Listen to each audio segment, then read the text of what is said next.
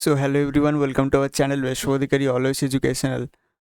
अब हम बात करेंगे गामा फंक्शन के ऊपर। देखो, ये जो टॉपिक है ना, गामा फंक्शन, ये छोटा छोटा ऐसा टॉपिक था जो हम कवर नहीं कर पाए थे।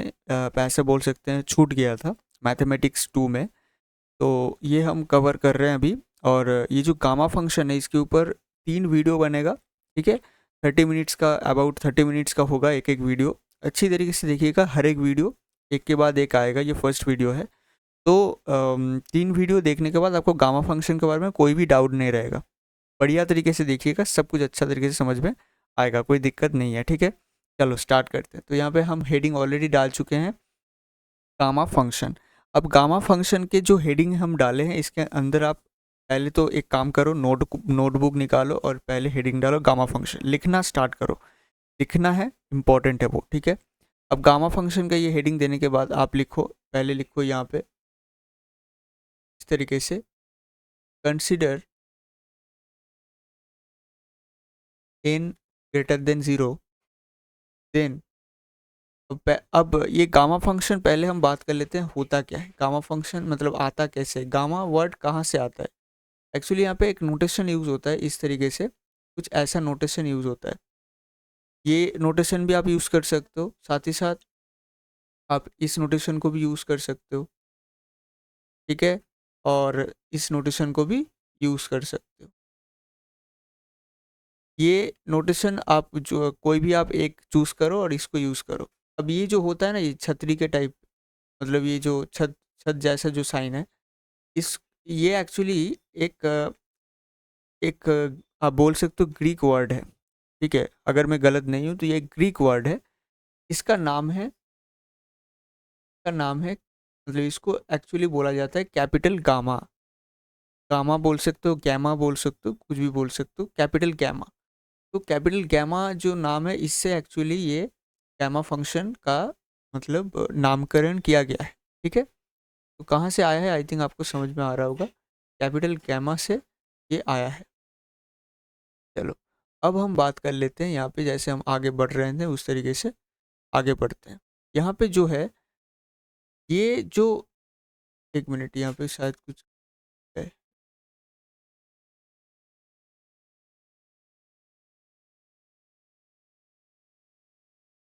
कैपिटल गामा है यहाँ पे, बट ये छोटा हो गया। ठीक है, हाँ अब ठीक है। चलो, अब ये कैपिटल गैमा जो है, ये इस नोटेशन को यूज़ किया जाता है। ये जो नोटेशन है, इसको हम बोलते हैं कैपिटल गैमा। अब यहाँ पे हम, ये जो है ये एक्चुअली क्या है, बेसिकली जो 0 से infinity e to the power minus X to the power n minus 1 dx। ठीक है, एक मिनट, ये जो पर्टिकुलर आपका, आप बोल सकते हो डेफिनाइट इंटीग्रल, इस डेफिनाइट इंटीग्रल को हम बोलते हैं, या आप ऐसे बोल सकते हो डिनोट करते हैं इस पर्टिकुलर डेफिनाइट इंटीग्रल को इस तरीके से। मैं जो नोटेशन यूज़ करूँगा, मैं इस नोटेशन को यूज़ करूँगा। आप कोई भी एक नोटेशन को यूज़ कर सकते हो, सेम चीज़ है। ठीक है, यहाँ पे ये आप देखोगे सेम चीज़ है, तीनों नोटेशन ही आप यूज़ कर सकते हो, कोई दिक्कत इसमें नहीं है। अब बेसिकली क्या है कि 0 से infinity E to the power minus X to the power n minus 1 dx, इसको हम बोलते हैं गैमा फंक्शन। गैमा फंक्शन का नाम है गैमा फंक्शन। और इसको जो नोट हम डिनोट जो करते हैं, वो इस तरीके से डिनोट करते हैं। ठीक है, आई थिंक आपको क्लियर हो गया होगा, इतना हमें मालूम पड़ गया है। एक और इम्पोर्टेंट चीज़, यहाँ पे n जो है, यहाँ पे जो n है, ये n है आपका पॉजिटिव। ठीक है, स्ट्रिक्टली पॉजिटिव होना चाहिए, स्ट्रिक्टली पॉजिटिव होना चाहिए, तभी क्या होगा, तभी आपका यहाँ पे ये n जो है, ये n हम यूज़ कर सकते हैं। ठीक है, बेसिकली n का जो डोमेन है वो हमेशा पॉजिटिव होना चाहिए, ज़ीरो नहीं होगा, ज़ीरो से आगे हो सकता है कोई भी नंबर, n का जो डोमेन है। आई थिंक आपको क्लियर हो गया होगा। चलो, अब हम बात करते हैं, यहाँ पे इसको थोड़ा सा हटा देते हैं। अब हम बात करते हैं यहाँ पे, इसके बाद जो इम्पोर्टेंट चीज़ है उसको हम बात कर लेते हैं। अब यहाँ पे एक इम्पोर्टेंट चीज़ आता है कि आपका एक चीज़ आता है कि कोई भी सीरीज़ है या कोई भी फंक्शन है, ठीक है, कोई भी सीरीज़ है, कोई भी फंक्शन है, वो कॉन्वर्जेंस हो सकता है या डाइवर्जेंस हो सकता है। डाइवर्ज ये एक्चुअली नाउन है, हम एडजेक्टिव यूज़ करते हैं, कॉन्वर्जेंट या डाइवर्जेंट। बेसिकली हमें क्या होता है, कोई भी सीरीज़, कोई भी फंक्शन वो कन्वर्जेंट हो सकता है, डाइवर्जेंट हो सकता है। अब ये एक कॉन्सेप्ट है, ये आपको सीखना पड़ेगा। अगर आपको मालूम है तो अच्छी बात है, अगर नहीं है तो आपको सीखना पड़ेगा कि कन्वर्जेंट क्या है, डाइवर्जेंट क्या है। एक्चुअली कन्वर्जेंट मतलब होता है कि कन्वर्ज कर जाना, कन्वर्ज कर जाना, और डाइवर्जेंट मतलब होता है डाइवर्ज कर जाना। आई थिंक आपको दिख रहा होगा, या शायद नहीं भी दिख रहा होगा। एक मिनट, इसको मिटा के फिर से लिखता हूँ। आई थिंक ये आपको नहीं दिख रहा होगा।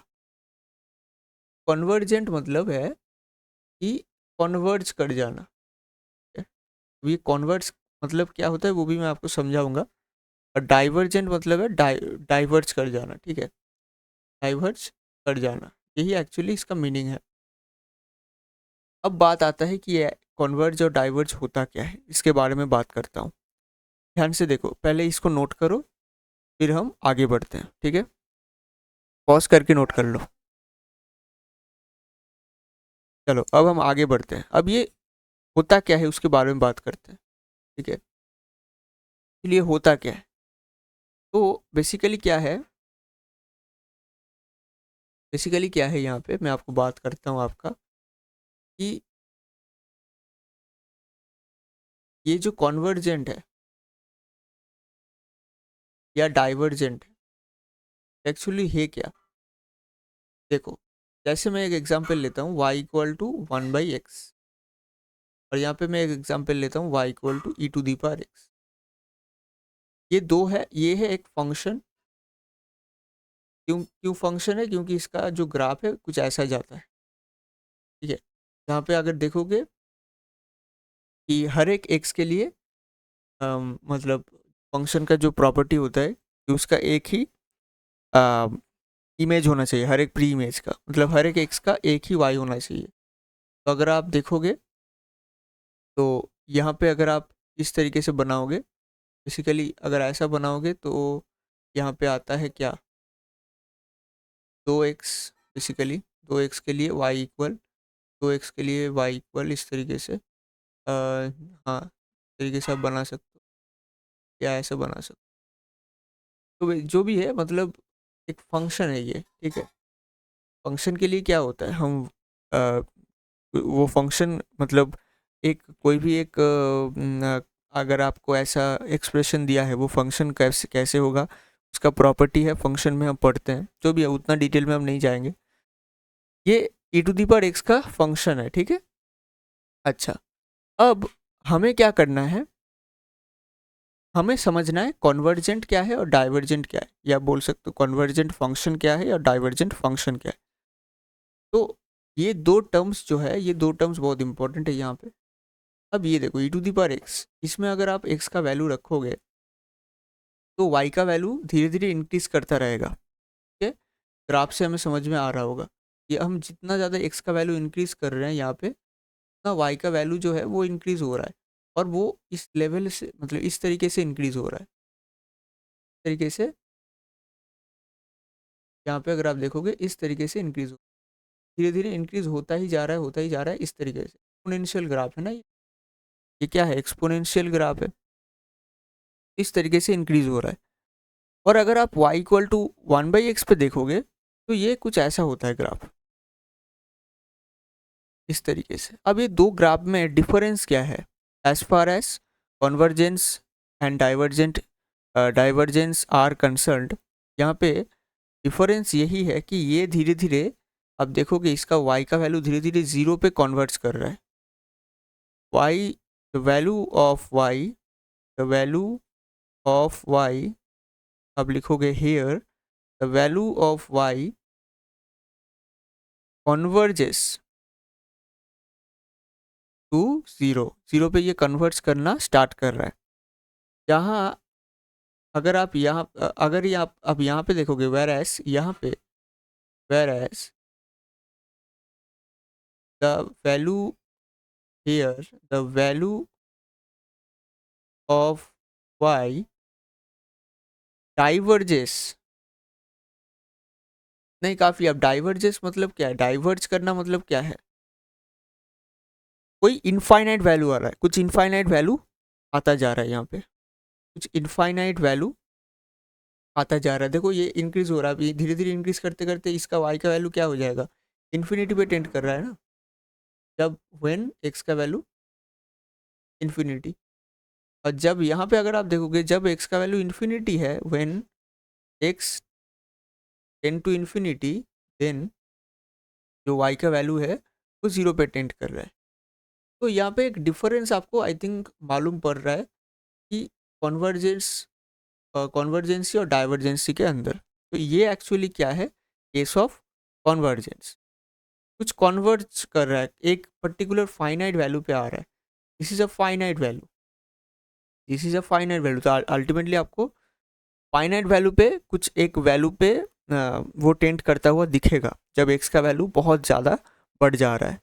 और जब यहाँ पे एक्स का वैल्यू इंक्रीज हो रहा है, बहुत ज़्यादा बढ़ रहा है, तब वाई का वैल्यू भी मतलब फाइनाइट पे पहुँच रहा है। तो ये जो केस है बेसिकली, एक्स का वैल्यू कुछ भी हो, अगर वाई का वैल्यू यहाँ पे डाइवर्ज कर रहा है, मतलब इनफाइनाइट कुछ वैल्यू दे रहा है, तब ये जो केस है इसको हम बोलते हैं डाइवर्जेंस का केस। ठीक है, अब ये हम फंक्शन के लिए देखें, सेम तरीके से सीरीज़ के लिए भी हो सकता है। मतलब मान लो एक सीरीज़ है, ठीक है, मैं यहाँ पे एग्जांपल लेता हूँ, पहले इसको आप नोट कर सकते हो पॉज करके, आई थिंक आपको नोट आप कर लिए होंगे, तो पहले एक बार फिर से देख लेते हैं, रुको। अब देखो यहाँ पे, ठीक है, अब एक सीरीज़ की बात कर लेते हैं यहाँ, सीरीज़। अब एक सीरीज़ के लिए हम देख लेते हैं कि ये एक्चुअली होता क्या है। जैसे मान लो एक ऐसा सीरीज़ है आपके पास, 1 + 1/2 + 1/4 + 1/8, इस तरीके से आपका एक सीरीज़ है, ठीक है। तो ये जो सीरीज़ है, ये अगर आप, एक मिनट, 1/8 यहाँ, 1/8, ये जो सीरीज़ चल रहा है, एक सीरीज़ है ना, आई थिंक आपको दिख रहा होगा, ये एक सीरीज़ है। और मान लो यहाँ पे एक और सीरीज़ हम ले लिए, मान लो यहाँ पे एक सीरीज़ है इस तरीके से, 1 + 2 + 4 + 6, 4 + 8 + 16 + 32, आई थिंक आपको दिख रहा होगा यहाँ पे डिफरेंस। ये एक जीपी है आपका, जियोमेट्रिक प्रोग्रेशन, आर यहाँ पे 2 है, और यहाँ पे अगर आप देखोगे यहाँ पे आर आपका क्या है, हाफ है। तो ये दो अलग अलग आपका प्रोग्रेशन दिख रहा है बेसिकली। तो अब अगर हम इसका सीरीज करें, बेसिकली इसको अगर हम सम करें इस पर्टिकुलर चीज़ को, तो 1/2, 1/4, 1/8, इस चीज़ को हम क्या कर रहे हैं, सम कर रहे हैं। सम करने के बाद जो आपका वैल्यू आएगा, जो आपके पास वैल्यू आएगा, वो देखना कॉन्वर्ज कर जाएगा एक फाइनाइट वैल्यू पे, मतलब tend to a finite value. तो मतलब कॉन्वर्ज करना मतलब क्या है, कोई भी एक फाइनाइट वैल्यू पे टेंड कर जाना, ठीक है। और अगर आप देखोगे जीपी के, इस पर्टिकुलर जीपी के लिए प्रोग्रेशन क्या है, 1 2 4 देन 8 देन 16, ये भी एक जीपी है, आई थिंक आपको दिख रहा होगा। यहाँ पे अगर आप इसका सम करो और यहाँ पे अगर आप वैल्यू निकालोगे, तो देखना ये डाइवर्ज कर जाएगा, ये इनफाइनाइट तक वैल्यू दे देगा। इस पर्टिकुलर सीरीज को अगर हम सम को अगर एस बोल दे, तो एस जो होगा वो इनफाइनाइट पे टेंड कर जाएगा। तो अगर tend to any, tend to any लिखने की ज़रूरत नहीं है, टेन टू इनफाइनाइट, इनफाइनाइट या infinity, then it is case of divergence, ठीक है। बेसिकली यही डिफरेंस होता है, आई थिंक आपको समझ में आ रहा होगा। अब हम चले जाते हैं हमारे टॉपिक पे। तो आपको मैं समझा दिया कि कॉन्वर्जेंस क्या होता है, आपको मैं समझा दिया कॉन्वर्जेंस और डाइवर्जेंस होता क्या है, ये आपको समझा दिया। Okay, it is cleared now. ठीक है, अगर आपका क्लियर नहीं है तो फिर से एक बार देखो, मैं पूरा डिस्कस किया। और एक शॉर्ट में मैं बताऊं तो कोई भी एक कन्वर्जेंसी अगर आपको दिख रहा है तो बेसिकली पूरा चीज़ का वैल्यू, पूरा जो वैल्यू है वो सीरीज हो सकता है, वो एक फंक्शन हो सकता है, फंक्शन का वैल्यू इंक्रीज करने पे वाई का वैल्यू एक नंबर एक जगह पे आ सकता है। जो भी है, अगर वो फाइनाइट वैल्यू पे टेंड कर रहा है, कोई भी एक वैल्यू अगर फाइनाइट वैल्यू पे एक फाइनाइट वैल्यू पे टेंड कर रहा है तो उसको हम बोलेंगे कॉन्वर्जेंसी। और अगर वो इनफाइनाइट पे चले जा रहा है तब उसको हम बोलेंगे डाइवर्जेंसी। खत्म, इतना ही आपको जानना है और ज़रूरत नहीं है। फिर हम बात करते हैं यहाँ पे। अब देखो हम क्या किए थे, यहाँ पे हम ये बनाए थे, इतना तो बनाए थे, इतना। ठीक है, तो हमें पता चल गया है कि एक्चुअली हमारे पास जो गामा फंक्शन वो क्या है, this is the gamma function. कि ये जो डेफिनेट इंटीग्रल है इसको हम गामा फंक्शन बोलते हैं। ठीक है, और बेसिकली ये डेफिनेट इंटीग्रल भी नहीं बता सकते हैं, ऊपर में यहाँ पे इनफाइनाइट है। तो ये एक्चुअली आपका इसका एक नाम है। ठीक है, तो इसका नाम आई थिंक डेफिनेट इंटीग्रल नहीं, इसका एक और इंटीग्रल का नाम है, मुझे अभी एग्जैक्ट वो नाम याद नहीं आ रहा है। जो भी है, तो ये जो चीज़ है इसको हम बेसिकली गामा फंक्शन बोलते हैं और इसको इस तरीके से डिनोट करते हैं। ठीक है, इतना आपका अगर आपको मालूम है तो चल जाएगा अभी तक। ठीक है, फिर हम बात करते हैं आगे। अब देखो, अब यहाँ पे हम बात करते हैं आगे, और यहाँ पे हम आगे बढ़ रहे हैं। यहाँ पे अब हम बात करेंगे कुछ इसका एग्जाम्पल्स का। ठीक है, आपको निकालना कैसे है गामा फंक्शन। जैसे एक एग्जाम्पल यहाँ पे लेता हूँ मैं, यहाँ पे एक एग्जाम्पल लेता हूँ, 0 से इन्फिनिटी e⁻⁻x। अब इसको पहले आपको दिख रहा होगा कि यहाँ पे 0 है, यहाँ पे इन्फिनिट है, और यहाँ पे आपका e⁻⁻x है। तो ये गामा फंक्शन गामा फंक्शन की जैसा लग रहा है, गामा फंक्शन के जैसा जैसा है। पहले आपको इसको इस तरीके से बनाना है, पहले आपको बनाना है। तो किस तरीके से आप बनाओगे, हमें मालूम है कि गामा फंक्शन गामा एन क्या होता है, 0 से इन्फिनिटी e⁻⁻x(x⁻n−1 dx)। अब इससे आपको ये मैच करना है, इससे आपको ये मैच करना है। तो ध्यान से देखना, अगर हम इसको ऐसे लिखते हैं, 0 से इन्फिनिटी (x⁻1−1 dx), कोई दिक्कत है? कोई दिक्कत नहीं है, क्योंकि (x⁻1−1) मतलब (x⁻0), उसका मतलब है 1, तो कोई दिक्कत नहीं है। अब यहाँ पे अगर आप इस चीज़ को मैच करोगे तो आपको दिख रहा होगा कि यहाँ पे n का वैल्यू है 1। n का वैल्यू क्या है? 1। तो n का वैल्यू आपको 1 लेके चलना है। n की वैल्यू 1 लेके अगर आप चलोगे तो गामा 1 आपका हो जाएगा 0 से इन्फिनिटी e⁻⁻x dx। अब गामा 1 का वैल्यू क्या है वो भी हम बाद में बात करेंगे, उसमें कोई दिक्कत नहीं।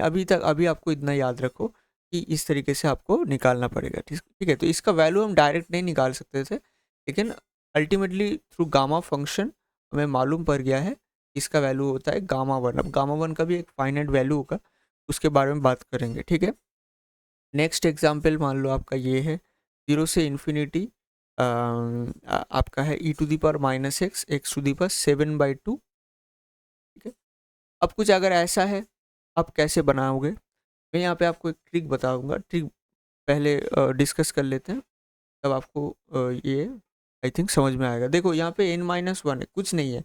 ट्रिक मतलब क्या है, जस्ट आपको ये अप्रोच सिखाऊंगा। ये n-1 है, ठीक है, ये रेड कलर से मैं आपको दिखाया, और इसके ऊपर में कुछ नहीं है, मतलब इसके ऊपर में क्या है, x⁻0 है। पहले इसको ऐसे लिख लेते हैं, हाँ इस तरीके से लिखा हुआ है ना। तो पहले इसको देखो, यहाँ पे x की पावर में 7/2 है, और यहाँ पे x की पावर में n-1 है। तो क्या करना है, जस्ट आपको n-1 = 7/2 करना है। दिस इज द ट्रिक, यही आपका ट्रिक है। ट्रिक की जगह पे लिखता हूँ। तो जो आपका ट्रिक क्या है, ट्रिक कुछ भी नहीं है, n-1 को आपको 7/2 लिखना है, बस आपको n मालूम पड़ जाएगा। ठीक है, और गामा के अंदर क्या यूज़ होता है, n ही यूज़ होता है। तो आपको n जब मालूम पड़ जाएगा, आपका वैल्यू निकल के आ जाएगा 7/2 + 1। तो आपका क्या आएगा यहाँ पे 9/, तो n का वैल्यू 9/2 हो गया। तो आप इसको डायरेक्ट लिख सकते हो, गामा ऑफ 9/2। ठीक है, कितना बढ़िया तरीके से आप इसको सॉल्व कर सकते हो, मैं आपको ट्रिक भी बता दिया। ठीक है, अब हम प्रॉपर्टीज़ पे जाएंगे। आई थिंक इतना आपको क्लियर हो गया होगा। अब हम चलेंगे प्रॉपर्टीज़ में, प्रॉपर्टीज़ डिस्कस करेंगे। ठीक है, चलो पहले इसको नोट करो, पॉज करके चलो स्टार्ट करते हैं प्रॉपर्टीज़। अब हम चलते हैं प्रॉपर्टीज़ के अंदर, ठीक है। आई थिंक ये पेज खत्म हो गया, एक नेक्स्ट पेज लेना पड़ेगा, ठीक है, कोई दिक्कत नहीं, पहले यहाँ पे ही बात कर लेते हैं। तो अब हम चलते हैं प्रॉपर्टीज़ के अंदर, properties,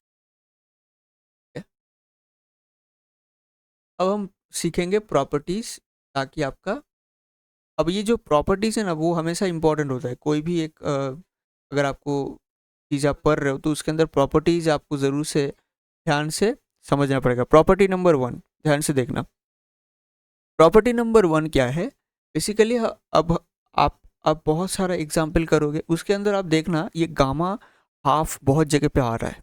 gamma half, gamma half का एक डायरेक्ट वैल्यू आप निकाल सकते हो, मतलब ऐसा आप याद मतलब लर्न करना पड़ेगा। गामा हाफ का डायरेक्ट वैल्यू, तो वो क्या होता है, देखो गामा हाफ का डायरेक्ट वैल्यू क्या होगा, 0 से इन्फिनिटी। अब पहले गामा हाफ मतलब क्या होता है वो उसको लिखो पहले, ठीक है, इसको निकाल के मैं आपको दिखाता हूँ। गामा हाफ का डायरेक्ट वैल्यू कैसे निकालते हैं, देखो 0 से इन्फिनिटी, मतलब इस तरीके से e⁻−x, x⁻, हाफ -1, इस तरीके से ही लिखेंगे। का मतलब क्या है, 0 से इन्फिनिटी e⁻−x, x⁻, और यहाँ पे dx लिखना भूलना मत, dx। तो this is basically gamma half. अब इसका एक डायरेक्ट वैल्यू आपको लर्न करना पड़ेगा। इसका डायरेक्ट वैल्यू होता है √π। √π is the direct value, learn it, ठीक है। तो लर्न कर लो कि गामा हाफ का जो डायरेक्ट वैल्यू होता है वो होता है √π, ठीक है। ये रूट है, this is root, this is root under, ठीक है। तो ये है गामा फंक्शन, और ये है आपका रूट अंडर का मतलब जो वैल्यू होता है वो ये है, ठीक है। तो this is the property number 1, ठीक है। अब हम चलते हैं नेक्स्ट प्रॉपर्टी के अंदर, ठीक है। अब हम चलते हैं नेक्स्ट प्रॉपर्टी के अंदर। जब आपके पास मान लो, अब जब आपके पास मान लो यहाँ पे डायरेक्ट x नहीं दिया जा रहा है, बहुत सारे क्वेश्चन में यहाँ पे -x की जगह पे कुछ ऐसा दे देगा। नेक्स्ट प्रॉपर्टी के अंदर हम डिस्कस करते, 0 से इन्फिनिटी e⁻, कलर लिख लेते, -ax, ठीक है, x⁻n−1 dx। देखो यहाँ पे -ax है और यहाँ पे -x है, दोनों के बीच में डिफरेंस है। आप इसको डायरेक्ट नहीं लिख सकते हो रूट अंडर, सॉरी, इसको आप डायरेक्ट नहीं लिख सकते हो गामा n, तो आप डायरेक्ट गामा n नहीं लिख सकते हो, आपको ये कैलकुलेट करना पड़ेगा, क्योंकि यहाँ पे -e⁻में -ax है, a कांस्टेंट है कोई भी। अब यहाँ पे गिवन है, गिवन है a जो है वो आपका ग्रेटर देन 0 है और a एक कांस्टेंट है, ठीक है। आई थिंक आपको समझ में आ रहा होगा। अब इसको आपको पहले मैनिपुलेट करना है, आपको मैं दिखाऊंगा इसको मैनिपुलेट करके आप क्या कर सकते हो। तो आप एक काम करो, कुछ नहीं करना है आपको, आप एक काम करो, आप इस चीज़ को कर लो, ठीक है। बेसिकली आपको, आप इस चीज़ को कर लो, ये जो ऊपर वाला जो चीज़ है इसको सब्सटीट्यूट कर दो। ये जो ऊपर वाला चीज़ है, ये जो ऊपर वाला चीज़ है इसको सब्सटीट्यूट कर दो, y = ax ले लो, लेट, ठीक है। तो यहाँ पे आपका dy क्या हो जाएगा, a dx हो जाएगा। अब यहाँ पे dx की जगह पे आप क्या रख सकते हो, dx की जगह पे आप रख सकते हो dy/a। आई थिंक आपको समझ में आ गया होगा, बेसिक सब्सटीट्यूशन है। अब ये dx की जगह पे आप रख दो dy/a, अच्छी बात है। फिर 0 से, अब यहाँ पे 0 से इन्फिनिटी कब था, जब हम x लेके काम कर रहे थे। अब यहाँ पे हम y लेके काम करेंगे, यहाँ पे हम y लेके काम करेंगे, तो हमें y के ऊपर बात करना है। तो बेसिकली हमें क्या करना पड़ेगा, लिमिट के आगे यहाँ पे ऐसे लिखना पड़ेगा, मतलब बॉक्स बनाना पड़ेगा। ये आई थिंक आपको डिफिनाइट इंटीग्रल पे आप सीखे हो। यहाँ पे y है, यहाँ पे x है, लेट पहले सॉरी, पहले x लिखो, यहाँ पे पहले x लिखो, यहाँ पे है x, यहाँ पे है y। अब x के लिए 0 इन्फिनिटी, और y के लिए देखो, अब जब x, अब y इक्वल टू क्या है, y इक्वल टू ax, ठीक है। अब जब x की जगह इन्फिनिटी होगा, जब x की जगह पे, जब x इन्फिनिटी पे टेंड कर रहा है तब y भी इन्फिनिटी पे टेंड करेगा, ये तो एक कांस्टेंट है, इसमें कोई दिक्कत नहीं आई थी। और जब x की वैल्यू 0 है तब ज़रूर से y की वैल्यू 0 पे टेंड करेगा, ठीक है। बेसिकली यहाँ पे लिमिट पे कोई चेंज नहीं आ रहा है, ठीक है, लेकिन बहुत जगह पे चेंज आ सकता है, इसलिए हमेशा ये बॉक्स बना के चेक कर लेना, ठीक है। 0 से इन्फिनिटी, अब e⁻ पे -ax की जगह पे आप रख दोगे y, पूरा हम y पे ट्रांसफ़र कर रहे हैं तो हम इसको ऐसे लिखेंगे, फिर x की जगह पे n-1। अब x हम नहीं लिख सकते हैं, हम y पे चेंज कर रहे हैं पूरा चीज़ को, तो हमें y पे लिखना पड़ेगा। तो इसका मतलब यहाँ पे x की जगह पे आपका क्या होगा, y/a। तो x की जगह पे आप y/a भी रख सकते हो, यहाँ पे आप रख दोगे y/a। ठीक है, आई थिंक इतना आपको समझ में आ गया होगा। उसके पावर में n-1 था, n-1 लिखना पड़ेगा। फिर इसको थोड़ा मैनिपुलेट करो, फिर 0 से इन्फिनिटी e⁻−y, यहाँ पे क्या है y⁻n-1 divided by, I think आपको दिख नहीं रहा होगा, तो मैं थोड़ा सा ऊपर उठा लेता हूँ, और ये ऊपर उठ भी नहीं रहा है। ठीक है, तो बेसिकली मैं आई थिंक मैं आपको डिक्टेट कर रहा हूँ, ये लिखा हूँ मैं 0 से इन्फिनिटी e⁻−y और y⁻n-1। अब जब इसको तोड़ लूँगा, ठीक है, इसको ऐसे लिख लेता हूँ, तब आप आई थिंक आपको दिख रहा होगा, दिखेगा। इसको तरीके से लिख लेता हूँ, y y⁻n-1 divided by a⁻n-1। और यहाँ पे क्या था, dy/a। अब y/a को 1/a ऐसे लिख लेता हूँ, और यहाँ पे dy लिख लेता हूँ। ठीक है, आई थिंक ये आपको समझ में आ गया होगा। नेक्स्ट पेज में फिर से लिखता हूँ, पहले इसको नोट करो। ठीक है, नेक्स्ट पेज में फिर से लिखता हूँ, तो पहले यहाँ पे नेक्स्ट स्लाइड ले लेता हूँ। ठीक है, चलो, तो यहाँ पे मैं लास्ट जो लाइन लिखा था वो क्या था, वो यहाँ पे ऐसा था। पहले हम क्या किए थे, ज़रूर से यहाँ पे y=ax लिए थे। ठीक है, यहाँ पे x की वैल्यू था y/a, और dx की वैल्यू था क्या dy/a, सॉरी। तो हमें निकालना था 0 से इन्फिनिटी e⁻−ax x⁻n-1 dx का वैल्यू। इसको हम पूरा y पे चेंज कर रहे हैं, तो बेसिकली हमें क्या करना पड़ा था, इस तरीके से बॉक्स बनाना पड़ा था, जहाँ पे ऊपर था x, नीचे y था, यहाँ पे 0 था, यहाँ पे इन्फिनिटी था, यहाँ पे 0 था, यहाँ पे इन्फिनिटी भी था, और यहाँ पे भी 0 और इन्फिनिटी पे टेंड कर रहा है, क्योंकि y क्या है, ax है। तो यहाँ पे 0 से इन्फिनिटी e⁻−y, ax की जगह पे y रख दिया, और x की जगह पे y/a रख दिया, n-1। बहुत बढ़िया। अब यहाँ पे हमें क्या करना पड़ेगा, 0 से इन्फिनिटी, अब यहाँ पे dx/a था, dx था, तो dy/l हम लिख सकते हैं, dy/a लिखेंगे हम, y/। अब ये जो 1/a है, यहाँ पे ले लेता हूँ 1/a, और इसके नीचे जो a⁻n-1 है, इसको हम इस तरीके से लिख सकते हैं, इस तरीके से ध्यान से देखना, a⁻n-1। ये ऊपर ऊपर क्या था, y⁻n-1, नीचे ऊपर e⁻−y, और यहाँ पे dy। ठीक है, तो इसको हम साइड कर लेंगे, बेसिकली इसको हम साइड कर लेंगे। तो देखो नीचे क्या है, a की पावर में 1 इंटू a की पावर में n-1। हमें पता है कि x की पावर में अगर a है और x की पावर में अगर y है, तो हम इसको ऐसे लिख सकते हैं, x की पावर में a plus y। This is the property of indices, not indices, basic property है। ठीक है, हाँ बोल सकते हो प्रॉपर्टीज ऑफ इंडाइसिस। अब यहाँ पे इसको हम ऐसे लिख सकते हैं, a की पावर में n-1 प्लस 1, तो यहाँ पे 1 और 1 कैंसिल हो रहा है, इससे क्या हो रहा है, 1/a⁴n आ रहा है। ठीक है, तो बेसिकली यहाँ पे आपका आ जाएगा 1/a⁴n। फिर यहाँ पे जो भी है, इस चीज़ को हम यहाँ पे ऐसे लिख दिए हैं। अब यहाँ पे जो भी है, 0 से इन्फिनिटी e⁻−y y⁻n-1 dy। अब देखो, ये जो चीज़ था यहाँ पे, ये गामा गामा फंक्शन के अंदर जो चीज़ था, गामा फंक्शन के अंदर जो चीज़ था, मैं आपको बताता हूँ। तो गामा फंक्शन के अंदर जो चीज़ था वो क्या था, कैसा था, 0 से इन्फिनिटी e⁻−x x⁻n-1 dx। अब यहाँ पे ध्यान से देखना, ये जो चीज़ है और ये चीज़ है, सेम चीज़ है, सेम चीज़ है, जस्ट ये x में था, x के टर्म्स में था, ये y के टर्म्स में, सेम चीज़ है। तो बेसिकली यहाँ पे हम इसको ऐसे लिख सकते, गामा ऑफ, कोई दिक्कत नहीं है, gamma of N, just variable change हो रहा है, बाकी सब चेंज, बाकी कुछ चेंज नहीं है, बाकी सब सही है। तो हम इसको डायरेक्ट ऐसे लिख सकते हैं, gamma of N divided by a⁻। ठीक है, तो बेसिकली अगर आपके पास कोई भी ऐसा एक इंटीग्रल है, जहाँ पे आप देखोगे इस तरीके से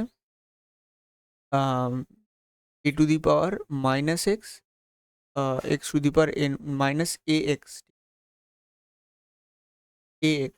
e⁻−ax x⁻n-1 dx।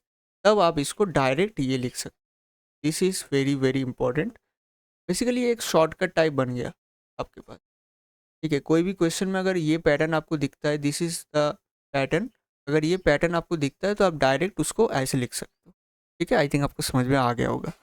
चलो ठीक है, अब हम बात करते हैं यहाँ पे इसका कुछ प्रॉब्लम, मतलब कुछ एग्जाम्पल ले लेते हैं इसका। ठीक है, कुछ इसका एक एग्जाम्पल ले लेते हैं ताकि आपको समझ में आए। तो चलो यहाँ पे इसका कुछ एग्जाम्पल लिया जाए। ठीक है, तो आई थिंक आपको नोट आप कर लिए हो, तो डेफिनेटली नोट कर लो, फिर हम आगे बढ़। चलो, अब यहाँ पे कुछ एग्जाम्पल हम लेते हैं। पर्टिकुलर वो पैटर्न जो है उसके ऊपर एग्जाम्पल लेंगे। वो कैसा पैटर्न था, जीरो से infinity E to the power minus A X x to the power N minus one D. Pattern को हम डायरेक्ट लिख सकते हैं इस तरीके से। ठीक है, ये आपको पता चल गया। अब इसका कुछ एग्जाम्पल लेके करते हैं। एग्जाम्पल, पहला एग्जाम्पल है जीरो से infinity E to the power minus three X x to the power four D X. I think आपको ये समझ में आ गया होगा, बहुत ज़्यादा आसान लग रहा है ये।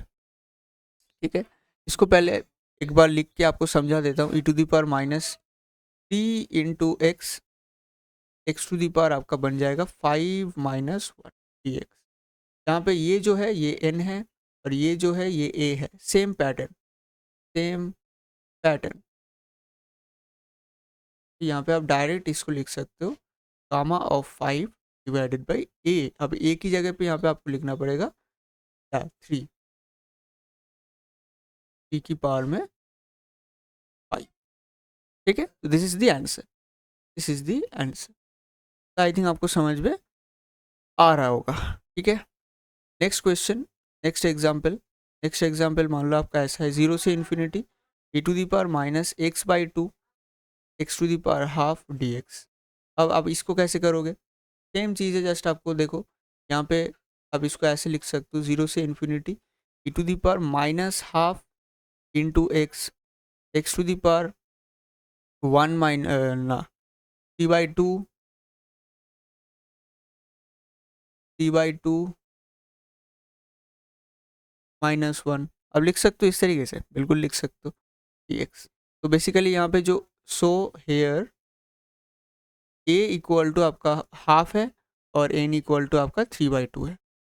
तो this is equals to zero से infinity to the power minus x by two x to the power half t x equal to आप लिख सकते हो गामा ऑफ हाफ, नहीं गामा ऑफ टी है ना, gamma of three by two, sorry gamma of three by two. तो gamma of three by two divided by क्या होगा, a to the power n, मतलब हाफ की पावर में three by two. ठीक है, हाफ की पावर में थ्री बाई टू मतलब two to the power three by two. अब इसको ऐसे लिख सकते हो, three by two into two to the power three by two, this is the answer. इस तरीके से आप इसको लिख सकते हो। ठीक है, इस तरीके से मतलब प्रॉब्लम का जो पैटर्न है, पैटर्न समझ के आप क्वेश्चन को डायरेक्ट शॉर्टकट के थ्रू सॉल्व कर सकते हो, इसमें कोई दिक्कत नहीं है। ठीक है, चलो आगे बढ़ते हैं। आई थिंक आप इसको नोट कर लिए होंगे, और अगर आपको अभी भी समझ में नहीं आ रहा तो खुद से एक बार करके देखो, बहुत बढ़िया तरीके से बनेगा। ये है pattern, this is the pattern. ये पैटर्न अगर आप देखोगे, इस पैटर्न को आप अगर देखोगे तो इस पैटर्न से आप सॉल्व कर सकते pattern. This is the pattern, this is the pattern. Pattern को देख के आप सॉल्व कर सकते। ठीक है, चलो आगे बढ़ते हैं। अब नेक्स्ट प्रॉपर्टी में हम चलते हैं। ठीक है, एक बार देख लेते हैं कि ये सही चल रहा है या नहीं चल रहा है। आई थिंक ये सही चल रहा है। चलो चलो, अब हम आगे बढ़ते हैं। Property number three, property number three, ये इंपॉर्टेंट प्रॉपर्टी है, वेरी वेरी इंपॉर्टेंट प्रॉपर्टी है, इसको ध्यान से देखना। ठीक है, जैसे मान लो यहाँ पे हमें पता है कि for n greater than zero, ये बहुत ज़्यादा इंपॉर्टेंट है। For n greater than zero हम इसको ऐसे लिख सकते हैं, हम लिख सकते हैं gamma of n equal to zero से infinity E to the power minus x x to the power N minus one. ये हम लिख सकते हैं, ये हमें मालूम पड़ गया है। अब ध्यान से देखना, यहाँ पे अगर आपको इंटीग्रेशन बाय पार्ट्स पता है, इंटीग्रेशन, इंटीग्रेशन बाय पार्ट्स, ठीक है, बाय पार्ट्स, तो इंटीग्रेशन बाय पार्ट्स में होता क्या है, बेसिकली हमें फॉलो करना पड़ता है आईलेट। अब आईलेट मतलब क्या है, आई मतलब होता है कोई भी आपका होता है क्या, आई मतलब आपका होता है आई आईलेट होता है। आई मतलब आपका होता है कुछ अभी याद नहीं आ रहा है, जो भी हो। एल मतलब होता है लॉगरिथमिक, ए मतलब होता है एरिथमेटिक, टी मतलब होता है ट्रिगोनोमेट्रिक, और ई मतलब होता है एक्सपोनेंशियल। ठीक है, आई थिंक आप इसको मैथ में सीखे हो। आई मतलब शायद यहाँ पे अभी याद नहीं आ रहा है, पता नहीं, बाद में याद आ जाएगा। जो भी है, यहाँ पे इसका ज़रूरत नहीं है आई का।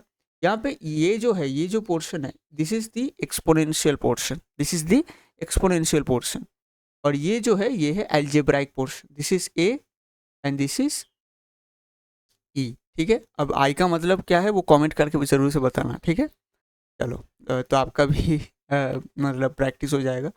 चलो, अब यहाँ पे बेसिकली हमें क्या करना पड़ता है, अब हम पहले आईलेट देखना होता है। अब आईलेट के बाद हमें लेफ्ट टू राइट जाना पड़ता है। जब हम लेफ्ट टू राइट जाते हैं, जो लेफ्ट में रहता है उसका प्रायोरिटी कम होता है, जो राइट में रहता है, सॉरी, जो लेफ्ट में रहता है उसका प्रायोरिटी ज़्यादा होता है, और जो राइट में रहता है उसका प्रायोरिटी कम होता है। यहाँ पे राइट में कौन है, exponential. Exponential is less than less than, अच्छा ये एरिथमेटिक नहीं है, ये एल्जेब्राइक है, ठीक है, एल्जेब्राइक, लेस देन एल्जेब्राइक। ठीक है, तो बेसिकली हमें एल्जेब्राइक को फर्स्ट नंबर देना पड़ता है, और जो नेक्स्ट जो अदर है उसको सेकेंड नंबर देना पड़ता है। ठीक है, तो बेसिकली यहाँ पे जो एरिथमेटिक जो एल्जेब्राइक पोर्शन है उसको हमें देना पड़ेगा एक नंबर, और इसको हमें देना पड़ेगा दूसरा नंबर। ठीक है, तो हमें इसको ऐसे लिखने के बाद हमें पहले क्या करना पड़ेगा, पहले लिखना पड़ेगा x to the power n minus one, जिसका एक नंबर है उसको पहले लिखना पड़ेगा। फिर दूसरा जो है उसका हमें करना पड़ेगा इंटीग्रेशन, तो integration of e to the power minus x. ठीक है, और इसका लिमिट लगाना पड़ेगा 0 से इन्फिनिटी। चलो, फिर माइनस, फिर हमें क्या करना पड़ेगा, फिर हमें क्या करना पड़ेगा, नेक्स्ट पोर्शन पे 0 से इन्फिनिटी लगाना पड़ेगा। फिर जो ये x to the power n minus one जो रह गया था, फर्स्ट नंबर पे था, उसका हमें करना पड़ेगा डिफरेंशिएशन एक्स के रेस्पेक्ट में।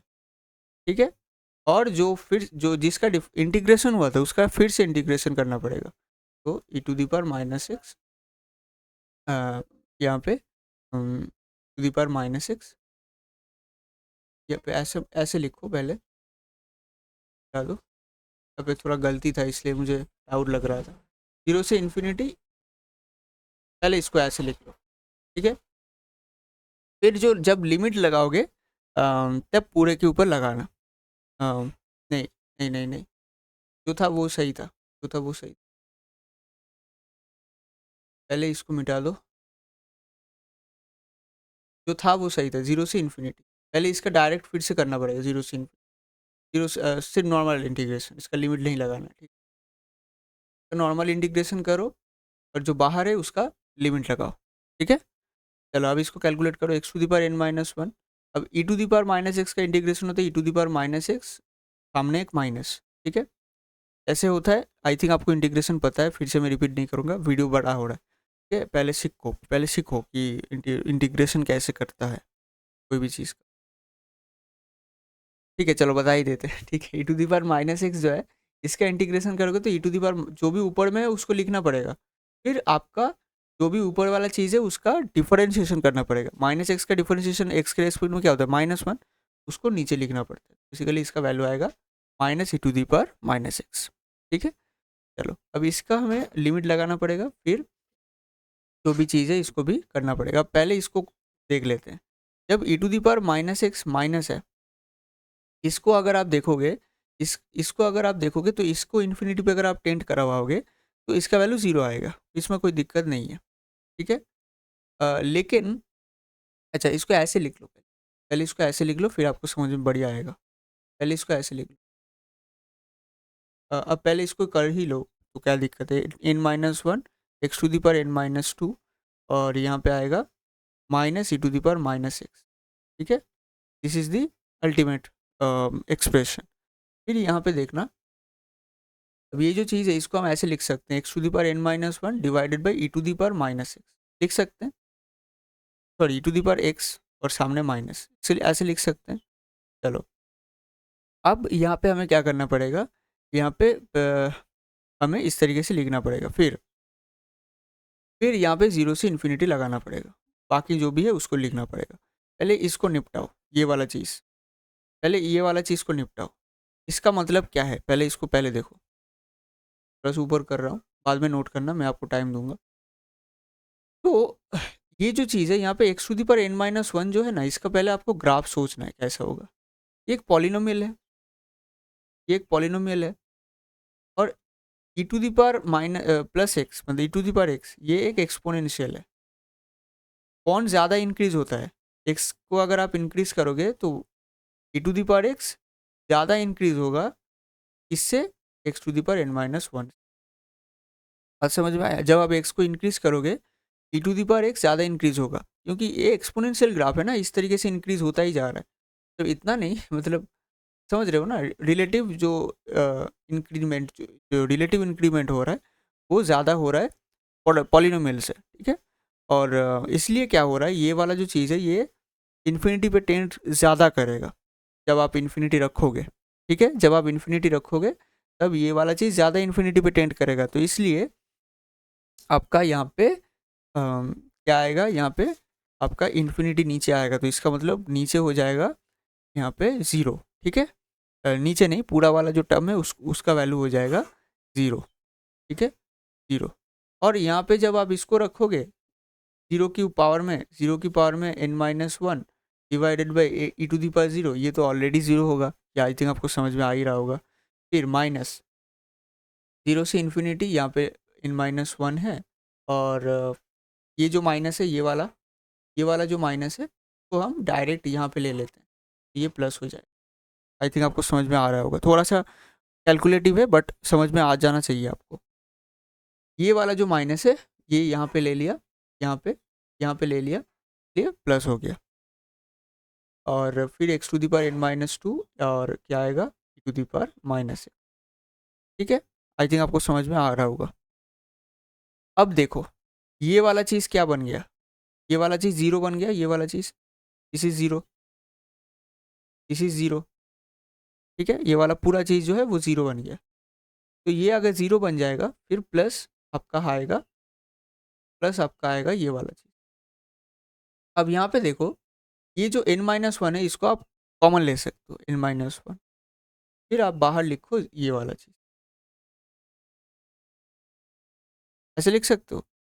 चलो अब ये तो ज़ीरो ऑलरेडी हो गया, n माइनस वन बाहर ले लिया, ज़ीरो से इन्फिनिटी। अब इसको हम ऐसे लिख सकते हैं x to the power n minus one e to the power minus x.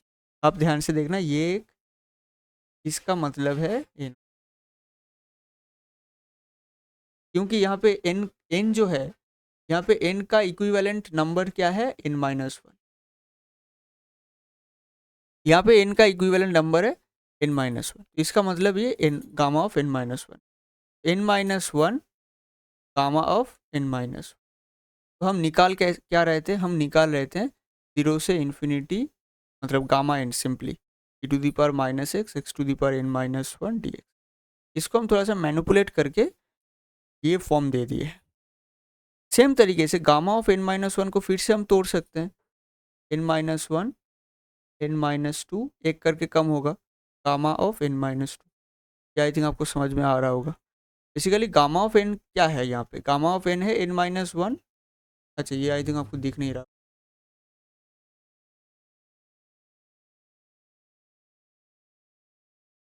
Gamma of n क्या है, gamma n minus one into n minus gamma of n minus one ये है। तो बेसिकली आप जब एन की जगह पे एन माइनस वन रखोगे तो क्या आएगा, gamma of n minus one equal to n minus two gamma of n minus two, वही है। अब सेम तरीके से एन माइनस टू को फिर से आप तोड़ सकते हो। इस तरीके से आप अगर आगे बढ़ोगे तब आपका दो फॉर्म आता है, दो फॉर्म आता है। अब एन का वैल्यू क्या हो सकता है, इंटीजर भी हो सकता है और फ्रैक्शन भी हो सकता है, ठीक है। मतलब एन का वैल्यू जीरो से, एन का वैल्यू, अब एन का वैल्यू हमें ये मालूम है एन का वैल्यू जीरो से ज़्यादा है, बट जीरो से ज़्यादा तो ऐसे लिखो, थोड़ा सा सजा के लिखो। तो n का वैल्यू है वो 0 से ज़्यादा है। अब इसका मतलब दो कंडीशन बनता है यहाँ पे। एक है n का वैल्यू 0 और 1 के बीच में है, मतलब n है एक फ्रैक्शन, मतलब n है एक फ्रैक्शन। और दूसरा कंडीशन है जब n का वैल्यू 1 से ज़्यादा है। तो जब n का वैल्यू फ्रैक्शन है तब एक अलग फॉर्म बनेगा ये वाला जो चीज़ है इसका, और जब n का वैल्यू 1 है, 1 से ज़्यादा है, तब एक अलग फॉर्म बनेगा। तो वो हमें देखना पड़ेगा। बहुत सिंपल चीज़ है, सिंपल सा चीज़ है। जब n का वैल्यू इंटीजर होगा, मतलब जब 1 से ज़्यादा होगा और कोई एक एंड इंटीजर इंटीजर, तो तब क्या होगा? अब इंटीजर नहीं, ये एक्चुअली गलत है, ये एक्सप्रेशन लिखना सही नहीं है, ये एक्चुअली सही नहीं। बेसिकली ऐसे लिखो, n का वैल्यू क्या हो सकता है? n का वैल्यू दो हो सकता है, एक हो सकता है इंटीजर और एक हो सकता है अदर। ऐसे लिखो, जब इंटीजर होगा तब ये वाला चीज़ 3 2 1 पे टेंड करेगा और लास्ट में आएगा गामा 1। ठीक है, तो बाद में बताते हैं, पहले ये नोट करो। ठीक है? पहले ये नोट करो, इतना पहले नोट करो, फिर बात का जो है वो बाद में बताते हैं। ठीक है, अब वीडियो शायद आधे घंटे से ज़्यादा हो गया, बट क्या कर सकते हैं। चलो चलो, अब हम बात करते हैं यहाँ पे ये वाला चीज़। हमें क्या मालूम पड़ गया है? हमें मालूम पड़ गया है कि ये वाला चीज़ इन गामा इन जो है, इसका मतलब है आपका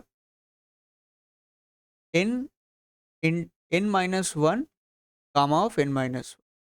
फिर एन माइनस वन को भी हम तोड़ सकते हैं, n minus two gamma n minus two. अब क्वेश्चन आता है इस तरीके से, तो जब चलेगा तब यहाँ पे एन का वैल्यू दो हो सकता है, एक हो सकता है इंटीजर और एक हो सकता है अदर।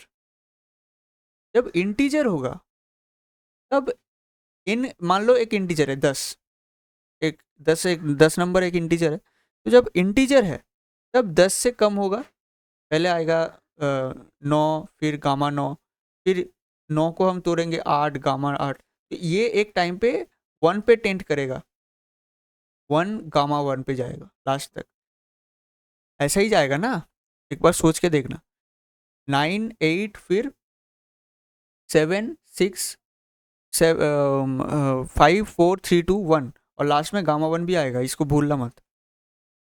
जब इंटीजर आएगा तब इस तरीके से 1 पे टेंड कर रहा है, मतलब 1 पे जा रहा है, 1 और गामा 1 पे आ रहा है। तो इसका दो मीनिंग बन रहा है, इस यहाँ से दो भाग आ रहा है बेसिकली, यहाँ पे दो भाग आ रहा है। एक आ रहा है आपका जब n व्हेन n इंटीजर, तब क्या होगा? तब ये जो गामा n है इसको हम डायरेक्ट n पे टेंड कर सकते, 1 पे टेंड कर सकते, इस तरीके से जाके 3 2 1 और 1 का गामा ये पे टेंड कर सकते। और दूसरा कंडीशन बनता है वो एक जगह पे रुक जाएगा, पी पे, लेट से पी पे रुक जाएगा, पी गामा पी, यहाँ पे पी क्या होगा? एक फ्रैक्शन होगा, जहाँ पे वो रुक जाएगा। तो ये दो फॉर्म आता है। अब ये जो फर्स्ट फॉर्म है, इस फर्स्ट फॉर्म को हम तोड़ सकते हैं, मतलब एक और मैनिपुलेट, थोड़ा सा और मैनिपुलेट कर सकते हैं। कैसे? पहले गामा 1 का वैल्यू देख लो। फर्स्ट जो प्रॉब्लम था, फर्स्ट जो एग्जाम्पल लिया था वहाँ पे मैं बताया था कि गामा 1 का एक वैल्यू होता है, तो फर्स्ट मैं पहले बता चुका था। गामा 1 का वैल्यू कैसा होता है देखो, नॉर्मली हम निकाल सकते हैं e⁻⁻x x⁻1 dx। 1 - 1 आपका x⁻0 मतलब 1 बन जा रहा है, तो 0 से इन्फिनिटी e⁻x dx। अब e⁻x सिर्फ बचा रहा ना, तो उसका इंटीग्रेशन हम डायरेक्ट कर सकते हैं, -e⁻x और लिमिट लगाना है 0 से इन्फिनिटी। तो -e⁻⁻∞ minus minus minus plus e⁻⁻0। ठीक है, अब माइनस e⁻⁻∞ कहाँ पे टेंड करता है? 0 पे टेंड करता है, 0 प्लस, और ये वाला जो है ये है 1। e⁻0 क्या होता है? 1, और e⁻0 मतलब क्या है? 1/e⁻0 मतलब 1/1 मतलब 1। ठीक है, बेसिकली इसका वैल्यू आएगा 1। तो गामा 1 का जो वैल्यू है वो कुछ नहीं है, 1 ही है। ठीक है, ये भी इम्पोर्टेंट है। तो बेसिकली यहाँ पे इसको हम तोड़ सकते हैं, इसको तो मतलब थोड़ा सा और मैनिपुलेट कर सकते हैं। इसके जगह पे हम 1 रख सकते हैं, इसका मतलब है n-1, n-2, इस तरीके से 3, 2, 1 ऐसा। अब ये जो चीज़ है इसको हम लिख सकते हैं n-1 फैक्टोरियल, आई थिंक लिख सकते हैं, थोड़ा सोच के देखना। n फैक्टोरियल मतलब क्या होता है? n फैक्टोरियल मतलब है आपका, तो n फैक्टोरियल है, n फैक्टोरियल मतलब है n इंटू n-1 कम होता जा रहा है, लास्ट तक 3 to 1 पे जा रहा है। ऑब्वियसली n एक इंटीजर होना चाहिए, तो यहाँ पे n एक इंटीजर है तो डेफिनेटली इसको ऐसे लिख सकते हैं। जब एक n इंटीजर है तब हम गामा n को लिख सकते हैं n-1 factorial. Is very very important, बहुत जगह पे इसका ऊपर क्वेश्चन दे सकता है, ठीक है। आई थिंक आपको समझ में आ रहा होगा। तो आई थिंक ये कवर हो चुका है और मैं आज नहीं कराऊंगा। बस इतना कवर हो चुका है, बस थोड़ा सा दो एग्जाम्पल करा देता हूँ फिर ये ख़त्म हो जाता है, ठीक है। आई थिंक ये आप नोट कर लिए होंगे, अगर नहीं किए हो तो पॉज करके नोट करो। चलो आगे बढ़ते हैं। अब 2 एग्जाम्पल ले लेते हैं, एक बार फिर से रिवीजन करवा देते हैं लास्ट चीज़। जब गामा n है इसको हम लिख सकते हैं n-1 factorial when n is an integer, ठीक है। जब गामा n इंटीजर नहीं है तब हम इसको ऐसे लिख सकते हैं p गामा p, जहाँ पे p क्या है? एक फ्रैक्शन है, ठीक है। चलो इतना आई थिंक आपको मालूम पड़ गया है। अब हम आगे बढ़ते हैं, इसके ऊपर कुछ क्वेश्चन करेंगे, बस आज ख़त्म करेंगे और कोई काम नहीं है आज। एग्जाम्पल ले लेते हैं। एग्जाम्पल क्या है? फर्स्ट एग्जाम्पल आप लो गामा 5। अब ये क्या है? एक इंटीजर है। मैं आपको बताया था कि गामा 5 गामा 3 कुछ अगर अंदर में इंटीजर है तो उसका वैल्यू हम निकाल सकते हैं, ठीक है। ऐसे ही काम नहीं कर रहे हैं ये, ऐसे ही हम 0 से infinity to the power -x x to the power n-1 dx को ऐसे ही कुछ गामा n नहीं माने हैं, इसका कोई एक पर्पस है, वो हम यहाँ पे देख रहे हैं मैनिपुलेट करके। तो इसको हम डायरेक्ट लिख सकते हैं 5-1 फैक्टोरियल। अब इसका वैल्यू इजीली निकाल सकते हैं, 4 फैक्टोरियल, इसका मतलब 4, 3, 2, 1 मतलब क्या है? 24। तो बेसिकली गामा 5 का जो वैल्यू है वो 24 है, इस आंसर, ठीक है। यहाँ पे एक इंटीजर था, अब यहाँ पे एक इंटीजर नहीं है, मान लो 7/2 है, ठीक है। तब क्या होगा? 7/2 -1 गामा 7/2 -1, यही लिखना पड़ेगा हमें। अच्छी बात है। फिर हम क्या करेंगे? फिर हम इसको फिर से तोड़ेंगे। 7/2 -1 मतलब कितना है? 5/2, और इसके अंदर 5/2, फिर 5/2 -1 गामा 5/2 -1 ऐसे लिख सकते हैं, ठीक है। लेकिन सामने 5/2 रह जाएगा, ये वाला चीज़ ये है, लेकिन 5/2 एक्स्ट्रा रहेगा तो यहाँ पे 5/2 भी लिखेंगे। बेसिकली 5/2 को थोड़ा उठा लेते हैं और यहाँ पे आएगा 3/2 इंटू गामा 3/2। अब फिर इसको भी तोड़ सकते हैं, 5/2 3/2, इसका मतलब है 3/2 -1 गामा 3/2 -1। तो बेसिकली इसका मतलब है हाफ, है ना। तो 5/2 3/2 हाफ और गामा हाफ। अब गामा हाफ का वैल्यू क्या है? ऑलरेडी हमें मालूम है √π।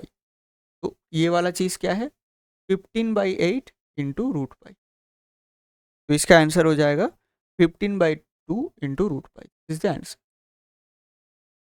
This is end for today, ठीक है। बहुत सारा कुछ हो गया है, अगर आपको कुछ समझ में नहीं आया है तो खुद से एक बार करके देखना एग्जाम्पल्स, और अगर कॉन्सेप्ट देखोगे तो मैं जितना समझा है उसको फिर से रिपीट करके देखो, समझ में आ जाएगा, ठीक है।